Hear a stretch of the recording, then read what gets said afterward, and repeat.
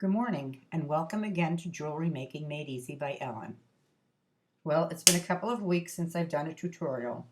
I've been busy making jewelry for two weddings, my granddaughters and my grandson and granddaughter-in-law to be. I'm really loving it, but got caught up in teaching myself new techniques and finding materials for some of the types of jewelry asked for.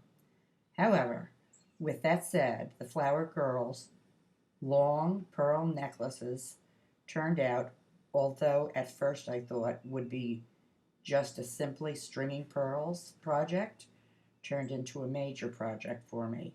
After stringing two sets of 64-inch pearls on two different types of material to see which would be strongest and still have a nice flow to it, I realized what a catastrophe it could turn into if by any chance one would break. Yikes.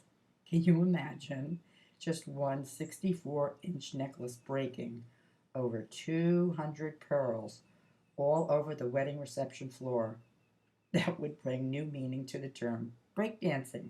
Someone could literally break a leg slipping on one single pearl. So the next thought was, oh no, I'm going to have to knot all those pearls. 3 flower girls, 3 64-inch strands. I have never knotted nor wanted to knot pearls.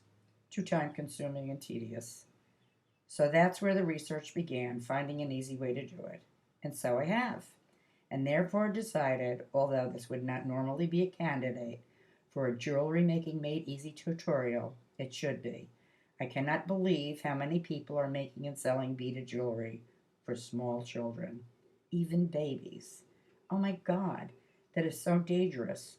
Beads are a major choking hazard, and yet, while new parents are loving the idea of dressing up their little darlings, few are thinking that they're putting their child at risk.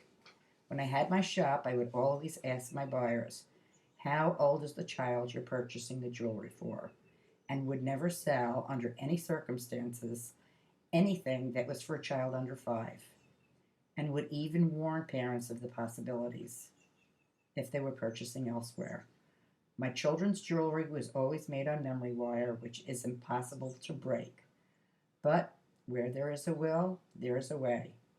I also want to briefly advise to be very careful of beads you use when making jewelry for a child.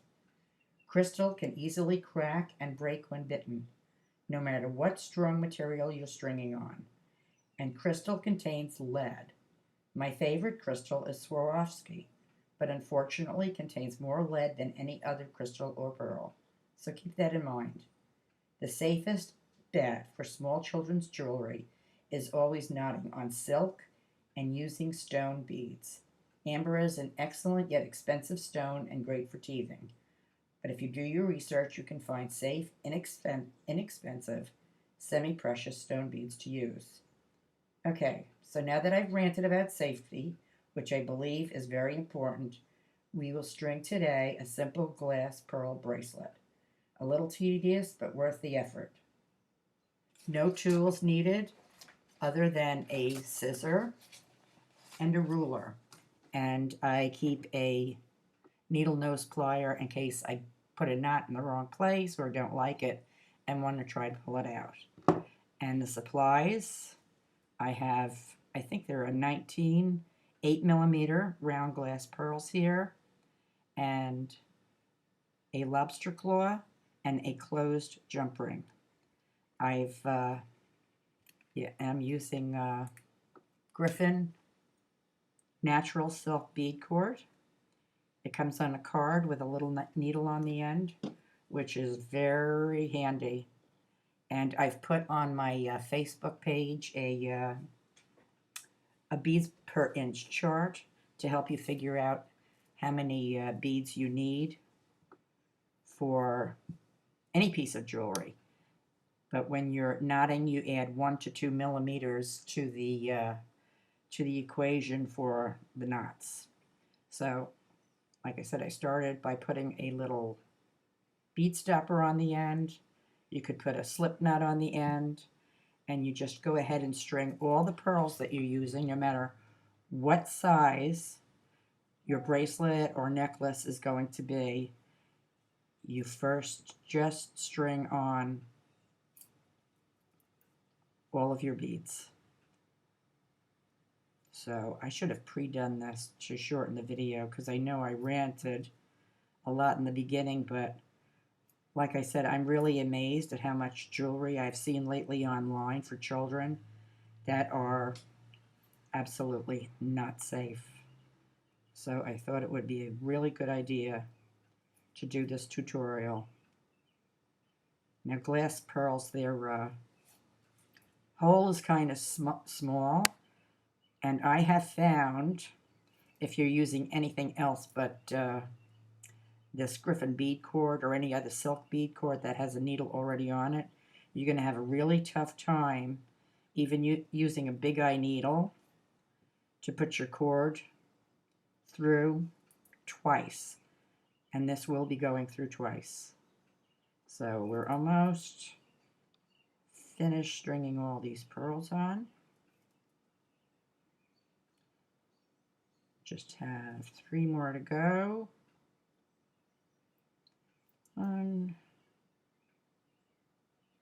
2, 3. Okay, so at this point, what we do is we find the middle. This is what makes it so simple. We find the middle of the thread. I actually cut off 36 inches, which is way, way more than I need, but I like to be safe than sorry, because once you start knotting them and you find you don't have enough cord, you're in trouble. Okay, so I'm putting my needle through the bottom of the clasp. I'm bringing it down to the center of the cord, coming around, pulling 1 pearl up right next to that, and putting my needle back down through that pearl. Pull that through, and then your pearl is sitting right next to the clasp. Hold it straight up and down. Make a simple overhand knot and pull. How easy is that? There's all kinds of tools for knotting. Very time consuming to do. And this, thank God I found, is very simple and a lot quicker. So each time I put 1 knot in, I pull another bead up, get my needle, go back down through that pearl,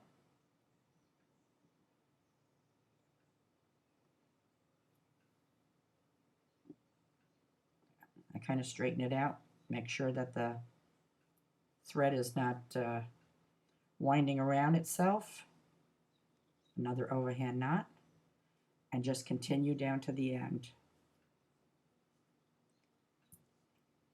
I should have pre-done one of these also.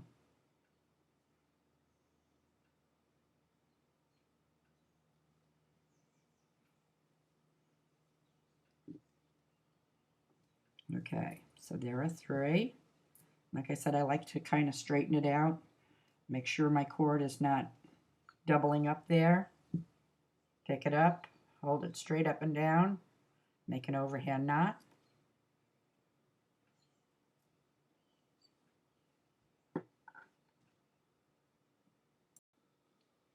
Okay, I've continued down to the last 2 pearls, and there's a couple of things that I did forget to mention, so I'll mention them here before we finish it off.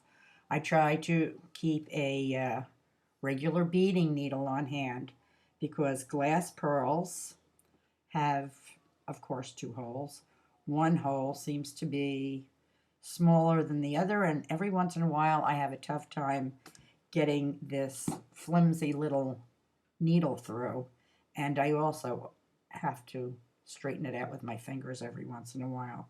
So what I'll do is I'll take my regular beading needle that's a lot stronger, and I'll poke it through and just move it up and down and go back through on the other side and do the same thing. Push it up and down. It's not reaming it, but it's helping it. And then my flimsy corded needle will go through a lot easier. So, and also when I'm doing a long piece, I try to do this. If you notice on glass pearls that there's a larger hole on one side than on the other side. So when I string my pearls, I string through the first, when I'm stringing all the pearls on the very first time, through the smaller hole, so that when I'm going back through it a second time with the needle and the cord, I'm able to go through the larger hole. So, like I said, we are down to our last two. I pulled off the last pearl. Okay, now I'm going to feed on the second to last pearl.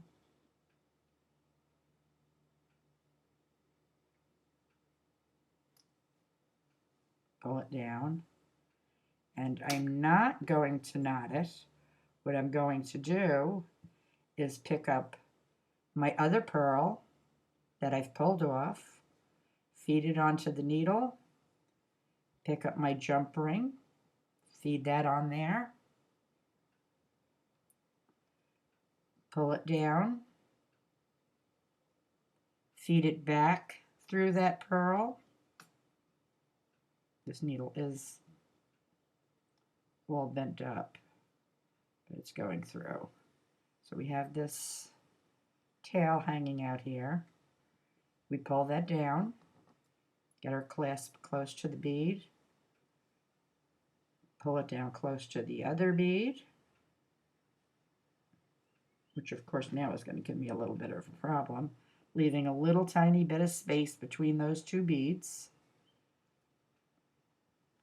And let's get this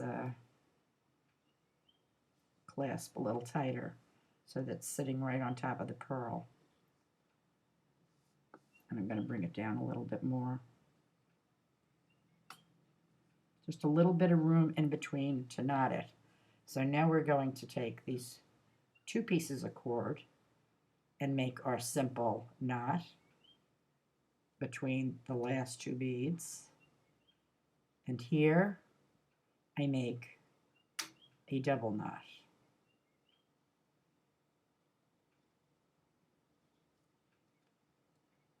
Which at this point, of course, another thing I forgot to mention was you're going to need a little bit of glue. So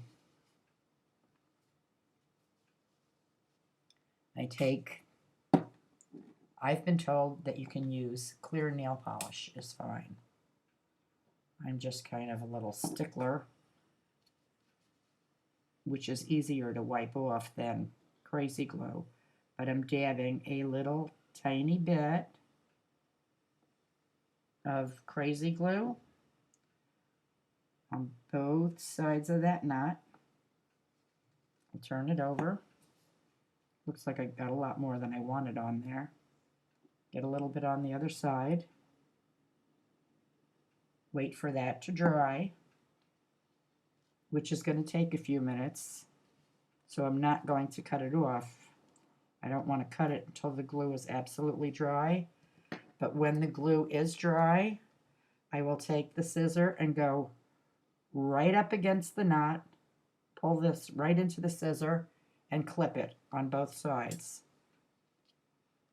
And there you have, now you're going to have to imagine that string's not there anymore.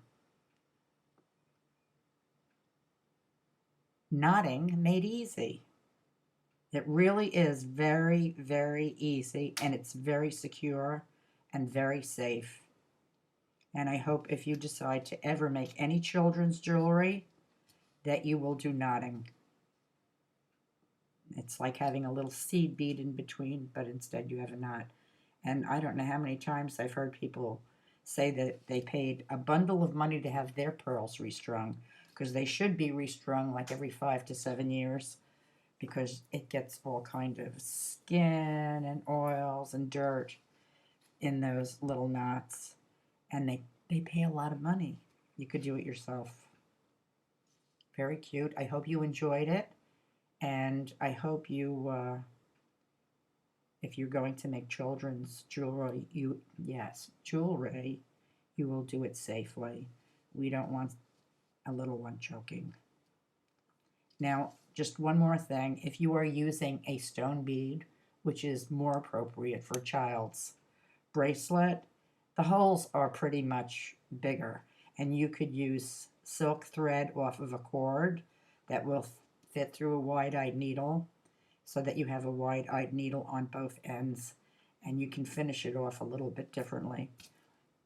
I just want to see if this is dry. I think it's dry enough to cut, just so you can see how close I cut that. You just have to be very careful not to cut the knot. And if you're not fond of the fact that that knot is a teensy tiny bit bigger, you could always put a little crimp cover over it, which I actually did on this necklace and messed it up. Well, thank you for watching. I hope you enjoyed. And again, please practice safety when you're making jewelry for children, especially babies. Have a blessed day.